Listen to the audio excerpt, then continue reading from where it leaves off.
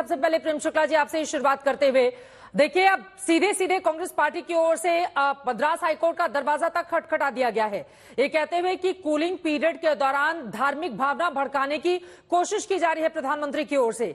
और उनका ये कहना है कि जब ध्यान साधना करना है तो फिर अपने घर में करें। मल्लिकार्जुन खड़गे और बाकी कांग्रेस पार्टी के नेता इसको नौटंकी करार दे रहे हैं।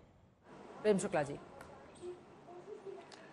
देखिए, प्रधानमंत्री आदरणीय नरेंद्र मोदी जी जो है भारत की आध्यात्मिकता, सनातन संस्कृति, भारत के आध्यात्मिक वैभव को फिर से जो है पुनर्जागृत करने का सत्कार्य कर रहे हैं। जब उस विवेकानंद मेमोरियल से ध्यान साधना कर रहे हैं जहां से स्वामी विवेकानंद ने उत्कृष्ट भारत का संदेश समग्र विश्व को देने के लिए अपना जो है प्रवास प्रारंभ किया। आज श्रेष्ठ भारत को और श्रेष्ठ भारत को जो है वैभव के शिखर पर ले जाने के लिए जब आदरणीय प्रधानमंत्री जी मौन व्रत करते हैं, ध्यान करते हैं, तो इस पर कांग्रेस को धार्मिक भावनाएं कैसे भड़क जाती, समझ के पर से परे है ये कि एक मौन व्रत से धार्मिक भावना कैसे भड़क जाती है। किसका धार्मिक भावना आहत होती है? अगर आदरणीय नरेंद्र मोदी जी विवेकानंद मेमोरियल में, विवेकानंद रॉक पर अगर ध्यान मुद्रा में बैठते हैं तो किसका धर्म आहत हो रहा है? श्रीमान राहुल गांधी का धर्म आहत हो रहा है? फिरोज पौत्र राहुल गांधी का धर्म आहत हो रहा है क्या? कौन सा धर्म है उनका? किस धर्म को आहत पा रहे हैं वो? या नमाजवादियों का धर्म आहत हो रहा है? किसका धर्म आहत हो रहा है और क्यों आहत हो रहा है? किस कोण से आहत हो रहा है? हाँ।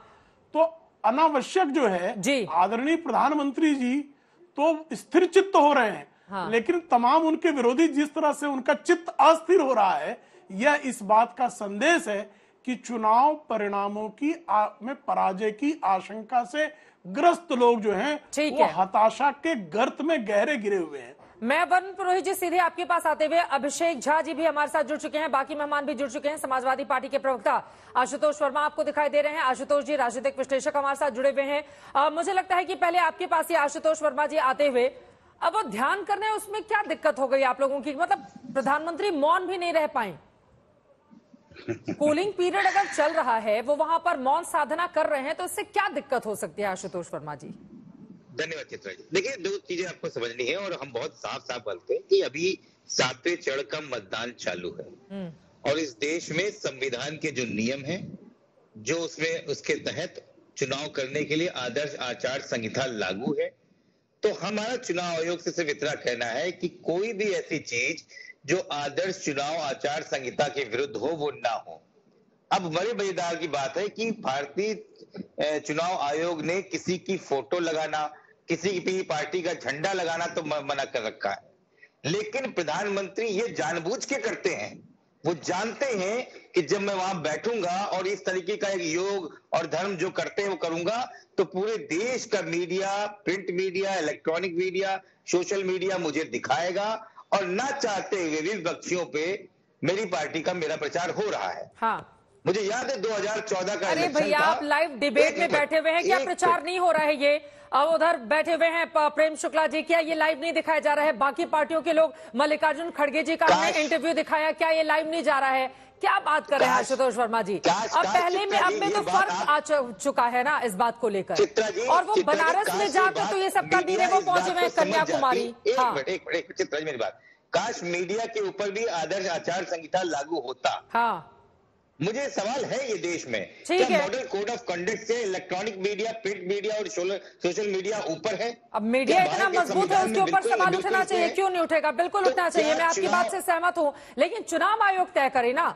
चुनाव आयोग तो किसी भी नेता को लेकर तय नहीं करता है। एक चीज तो सभी के ऊपर लागू होगी ना, केवल एक पार्टी विशेष पर तो लागू नहीं हो सकती। आशुतोष जी, मैं कहता हूं ना कि चुनाव आयोग से तो हम हर जगह, चाहे वो 22 का इलेक्शन हो, चाहे 24 का इलेक्शन हो, कम से कम 1,500 हम लोग एप्लीकेशन दिए हैं। हाँ। चुनाव आयोग टच से मस नहीं होने वाला। और जब 2012 जीते थे यूपी उस समय, लेकिन नहीं तो जो भारतीय जनता पार्टी ने बोला होगा वो उनको अपना जाने, हमने तो हर समय कहा है। हाँ। लेकिन जब भारतीय जनता पार्टी के खिलाफ विपक्ष अपनी आवाज भी ना उठाए, चुनाव आयोग के सामने बोले बिना, आप चाहते हैं हम चुपचाप नमन करके खड़े हो जाएं कि वाह मोदी जी आप तो बढ़िया है।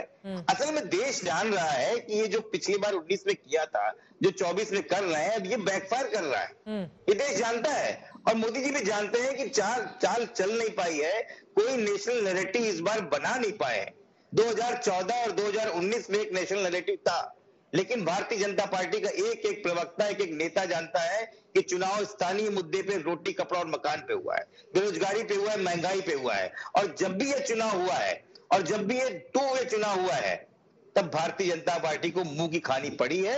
और भारतीय जनता पार्टी की मुंह की खाने की वजह से ये आखिरी चुनाव प्रचार मोदी जी कर रहे हैं। हमारा सिर्फ इतना है कि आप आराम से योग कीजिए, कोई आपको नहीं करना जा रहा। आप सालों साल बैठिए, योग कीजिए, तपस्या कीजिए, लेकिन कृपया हम अपने न्यूज चैनल से, अपने चुनाव आयोग से कहते हैं कि चुनाव आदर्श आचार संहिता का पालन रखें। इतना ही कहना है।